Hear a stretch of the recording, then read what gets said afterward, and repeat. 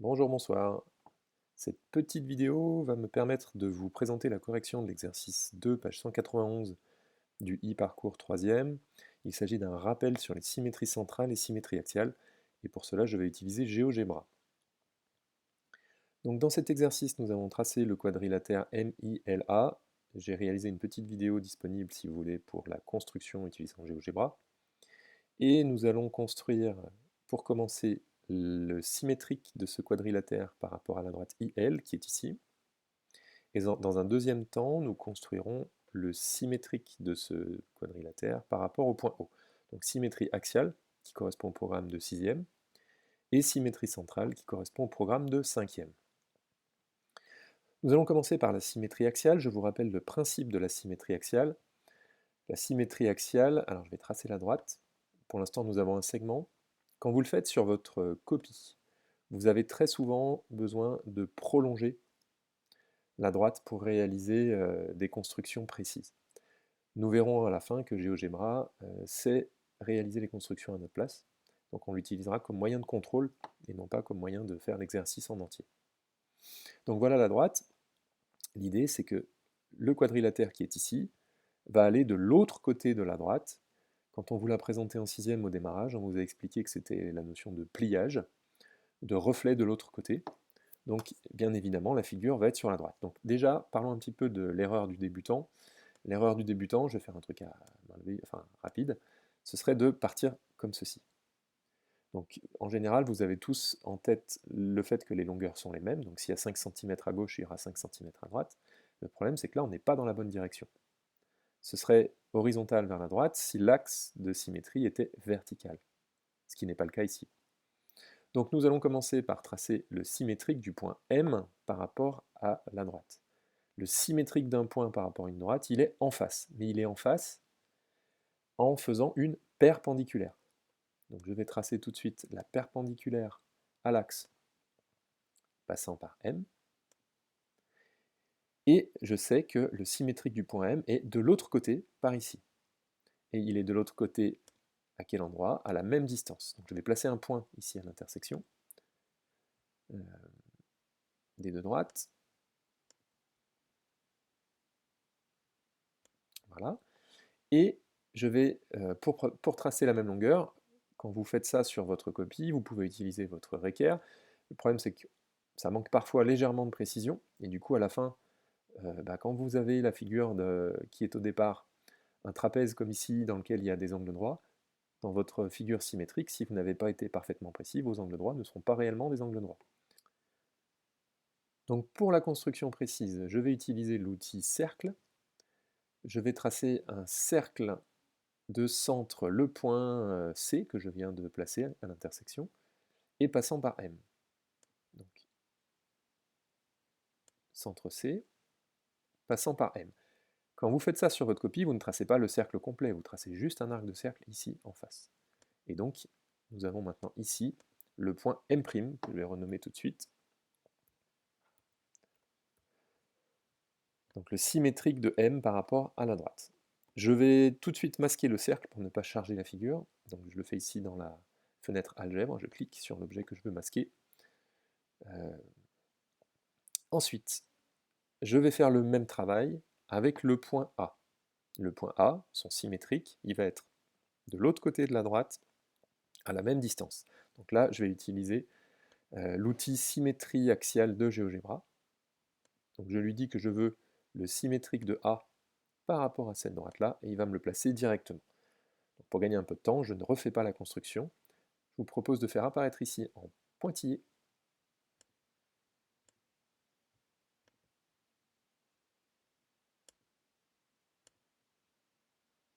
vous pouvez changer l'aspect d'un segment en faisant un clic droit. Donc ici, voilà. Donc je me retrouve avec le point M', le point A', il m'en manque deux. Il me manque le symétrique du point I par rapport à la droite IL et le symétrique du point L. Je vais cacher le point C là parce qu'ils sont côte à côte, ils me gênent. Mais alors le symétrique de I par rapport à L, à la droite IL, pardon, c'est facile. Si vous pliez suivant cette droite, le point I, il reste au même endroit, il ne bouge pas. Et il en va de même pour le point L.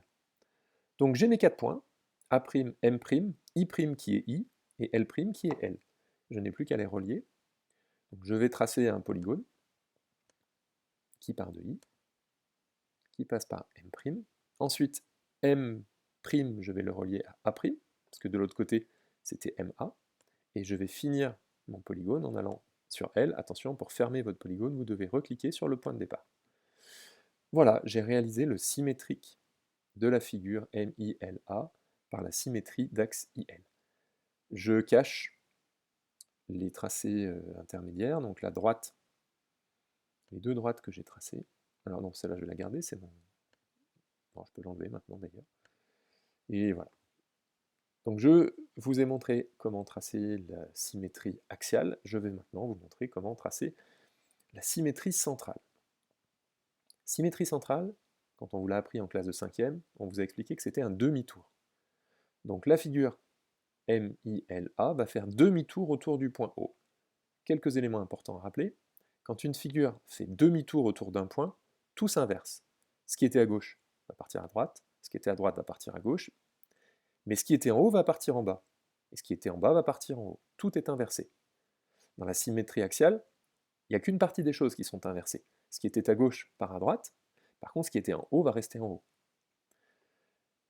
Deuxième chose très importante, quand vous faites tourner votre figure autour du point O, la figure ne va ni s'éloigner ni se rapprocher, elle va rester à la même distance. Donc concrètement, pour construire le symétrique du quadrilatère par rapport au point O, je vais construire le symétrique de chacun des points. Je vais commencer par le point M. Donc je vais tracer le symétrique de M par rapport à O. Il est où le symétrique de M par rapport à O? Il est en face, de l'autre côté de O. Donc je vais tracer une demi-droite partant de M, passant par O. Et je vais reporter la même longueur de l'autre côté, et je vais utiliser une nouvelle fois le cercle. Donc je dis centre O, passant par M, et donc en face ici, je vais placer le point que je vais noter M secondes.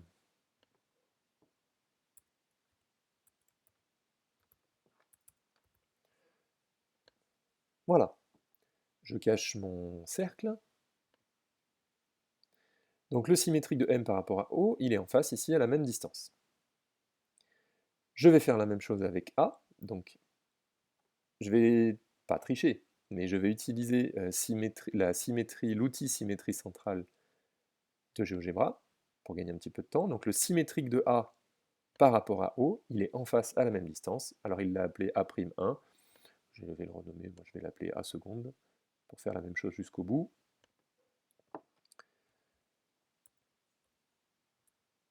A seconde. Je vais quand même faire apparaître en pointillé les tracés A seconde. On peut passer ici directement l'aspect. Je vais cacher donc la droite, la demi-droite, et je vais repasser ça sous forme d'un segment pointillé. Voilà. Donc je vais faire la même chose avec les deux autres points, I et L. Donc I sont symétriques par rapport au point O. Eh bien, je vais gagner du temps, je vais utiliser l'outil de GeoGebra, mais c'est toujours la même chose, hein, vous tracez la demi-droite, et vous regardez la même longueur en face. Ce qui peut être éventuellement gênant dans ces constructions, c'est que vous vous mélangez un petit peu en route sur les directions et les longueurs. Donc ce que moi je vous conseille de faire, c'est de relier les points au fur et à mesure. C'est-à-dire qu'une fois que vous avez A et M dont vous avez tracé les symétriques, vous pouvez tout de suite tracer le segment A seconde, M seconde. Comme ça, vous savez que ces deux-là sont reliés entre eux. Je ne vais pas les mettre en pointillé, je vais les mettre très normal. Donc maintenant, je vous propose de nous occuper de I. I, je vais faire son symétrique et je vais le relier directement, du coup, à M seconde. Je vais décaler un tout petit peu la figure. Donc j'utilise l'outil de GeoGebra. Symétrie centrale, je lui dis que je veux le symétrique de I par rapport à S, il me le met par là-bas. Je fais quand même un segment pointillé pour que vous puissiez visualiser que ça passe bien par O. Voilà, et le point O est au milieu. Donc ce point-là, vous voyez ici les traits, là il commence à y avoir pas mal de traits qui passent les uns proches des autres, et c'est là que c'est difficile parfois de ne pas se tromper, donc je vous conseille vraiment de repérer chaque point l'un après l'autre, de ne pas tout faire d'un coup, et de les relier pareil pour éviter ensuite de les relier dans le mauvais sens. Donc le symétrique de I, c'est I seconde, puisque j'ai déjà un... Alors, Non, je ne l'ai pas noté I' de l'autre côté, mais on va quand même continuer comme ça. M, c'est bon. Sinon, je vais le faire à chaque fois. Et pendant qu'on y est, alors je vais relier, j'ai dit que c'était préventif. Alors celui-là, c'est pas un pointillé, c'est un trait plein, et en plus je me suis planté sur la lettre. Lui, c'est I seconde. Pensez bien à mettre les lettres au fur et à mesure pour éviter justement de ne pas mettre les bonnes lettres au bon endroit.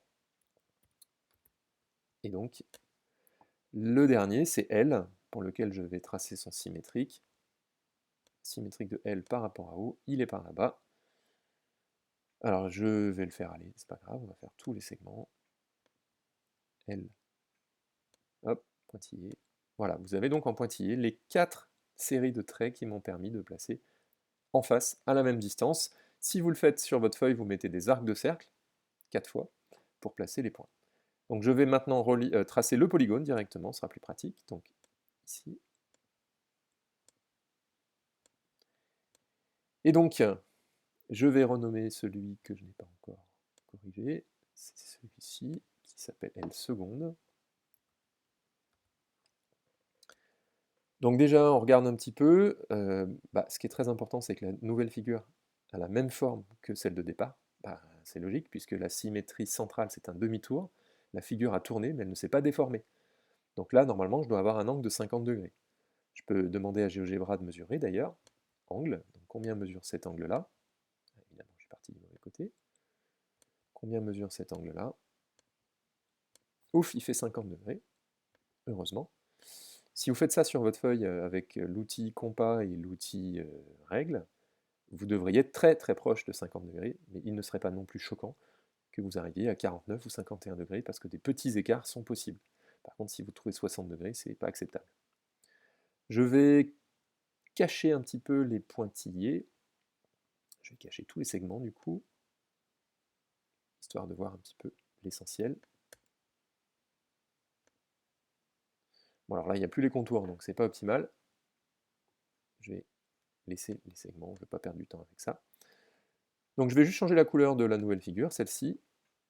Propriété, couleur.